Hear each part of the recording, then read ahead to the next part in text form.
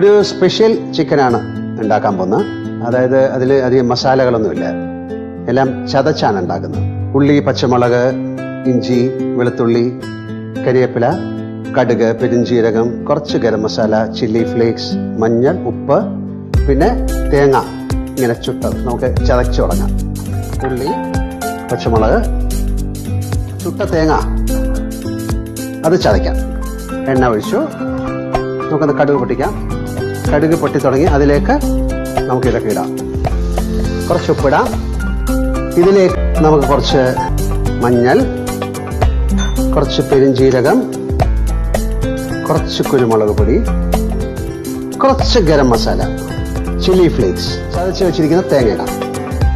വെള്ളം ഒഴിക്കാനേ പാടില്ല. ഇതിലേക്ക് നമ്മൾ ചിക്കൻ ഇടും. സ്പെഷ്യൽ